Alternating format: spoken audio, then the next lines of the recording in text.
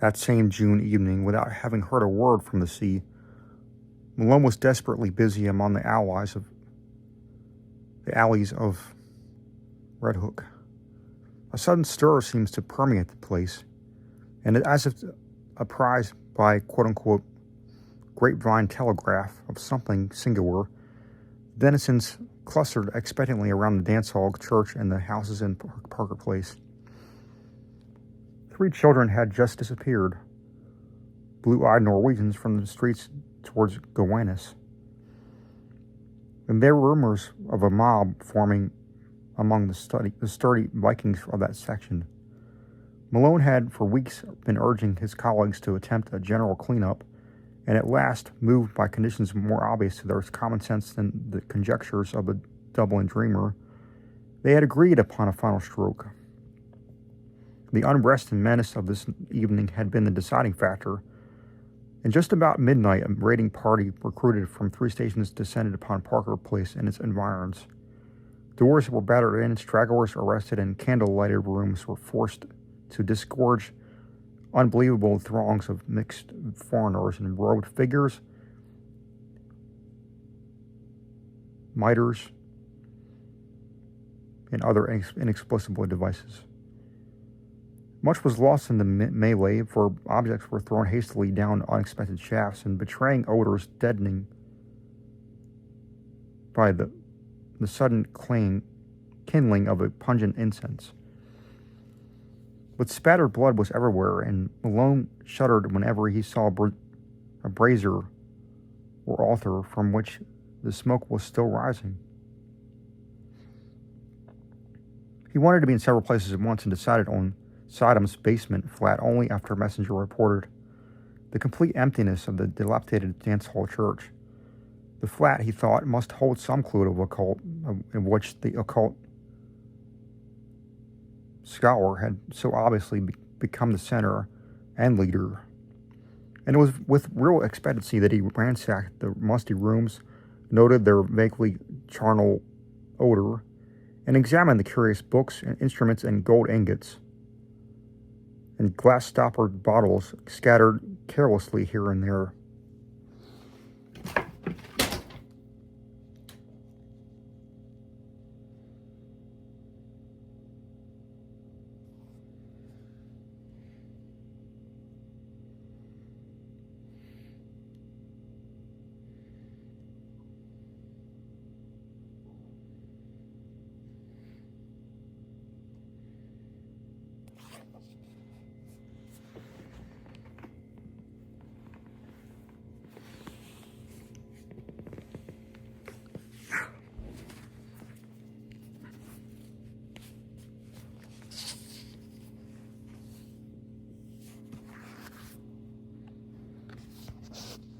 Once a lean, black and white cat edged between his feet and tripped him, overturning at the same time a beaker full of red liquid.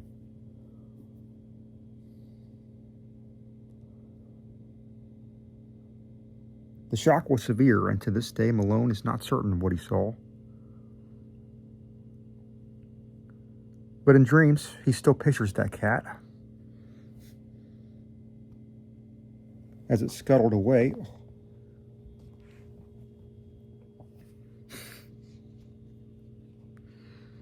with certain monstrous alterations and peculiarities. Then came the locked door cellar and the search for something to break it down. A heavy stool stood near, and its tough seat was more than enough for antique panels. The cracked forming enlarged, and the whole door gave way, but from the other side, whence poured a howling tumult of ice-cold wind, with all the stenches of the bottomless pit, and whence reached its sucking force not of earth or heaven, which coiling sentiently above the paralyzed detective, dragged him through the aperture and down unmeasured spaces filled with whispers and wails and gusts of mocking laughter. Of course, it was a dream. All the specialists have told him so, and he has nothing to prove the contrary. Indeed, he would rather have it thus.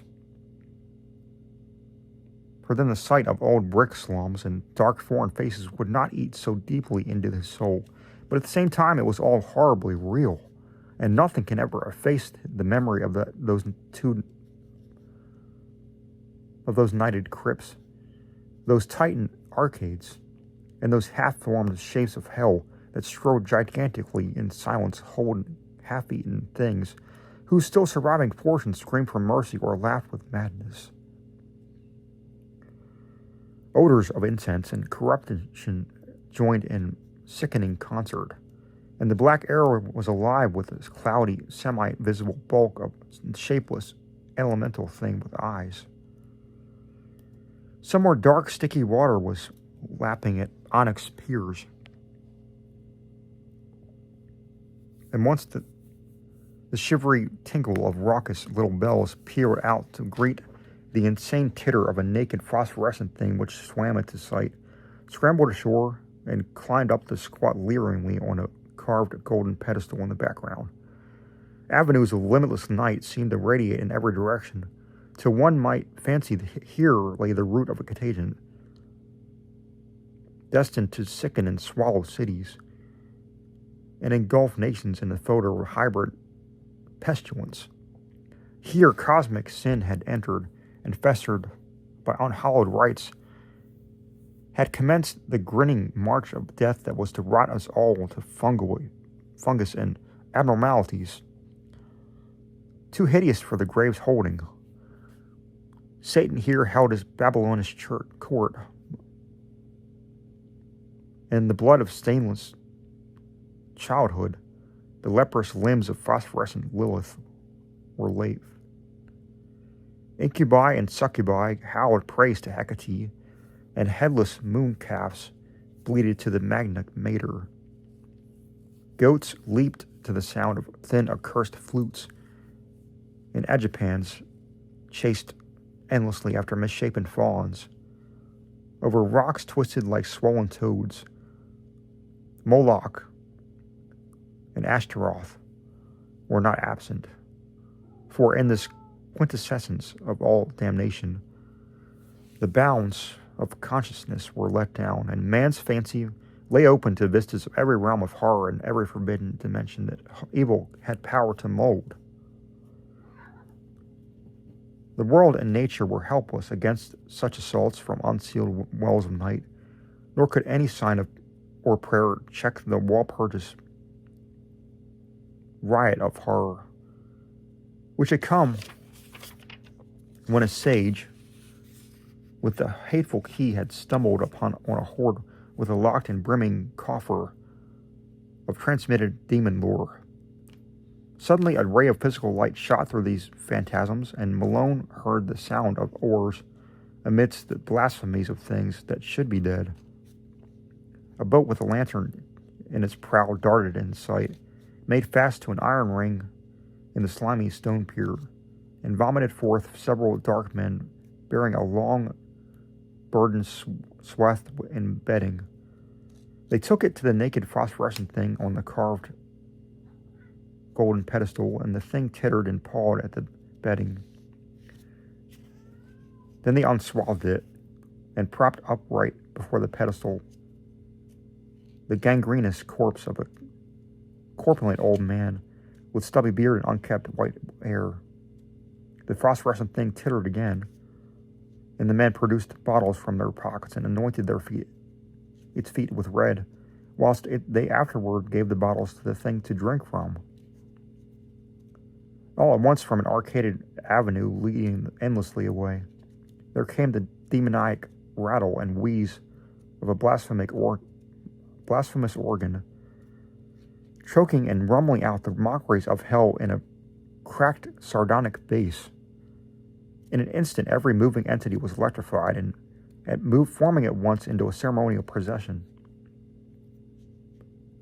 The nightmare horde slithered away in quest of the sound.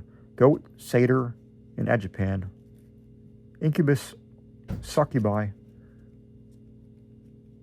and lemur, twisted toad and shapeless elemental dog-faced howler, and silent strutter in darkness, all led by the abominable naked phosphorescent thing that had squatted on the carved golden throne, and that now strode insolently, bearing in its arms the glassy-eyed corpse of the corpulent old man. The strange dark man danced in the rear, and the whole column skipped and leaped with Dionysiac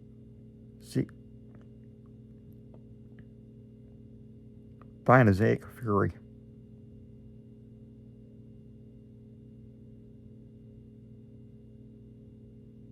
Malone staggered after them a few steps, delirious and hazy, and doubtful of his place in this or any world. Then he turned, faltered, and sank down on the cold, damp stone, gasping and shivering as the demon organ croaked on, and the howling and drumming and the tinkling of the mad procession grew fainter and fainter. Vaguely he was conscious of chanting horrors and shocking croakings afar off. Now and then a wail or whine of ceremonial devotion would float up to him through the black arcade, whilst eventually there rose the dreadful Greek incantation whose text he had read above the pulpit of that dance-hall church. O friend of and companion of the night, thou who rejoicest in the baying of the dogs. Here a hideous howl burst forth, and spilt blood. Here nameless sounds vied with morbid shriekings. Whose wanderest in the midst of shades amongst the tombs. Here a whistling sigh occurred. Who longest for blood and bringest terror to mortals. Short, sharp cries from myriad throats. Gorgo repeated its response. Mormo repeated with ecstasy. Thousand-faced moon, sighs and flute notes. Look favorably on our sacrifices. As this chant closed, a general shout went up, and hissing sounds nearly drowned out the croaking of the cracked bass organ. Then a gasp from many throats, and a babble of barked and bleated words. Lilith, great Lilith, behold the bridegroom. More cries, a clamor of rioting, and the sharp clicking footfalls of a running figure. The footfalls approached, and Malone raised himself to his elbow to look. The luminosity of the crypt, lately diminished, had now slightly increased. And in that double light there appeared the fleeting form of that which should not flee or feel or breathe. The glassy-eyed, gangrenous corpse of the corpulent old man, now needing no support, but animated by some infernal sorcery of the rite just enclosed. After it raced the naked, tittering, phosphorescent thing that belonged on the carven pedestal, and still farther behind panted the darkest men, and all the dread crew of sentient loathsomenesses. The corpse was gaining on its pursuers and seemed bent on a definite object, straining with every rotting muscle toward the carven golden pedestal, whose necromantic importance was evidently so great. Another moment, and it had reached its goal, whilst the trailing throng labored on with more frantic speed. But they were too late, for in one final spurt of strength which ripped tenon from tenon and sent its noisome bulk floundering to the floor in a state of jellyish disillusion,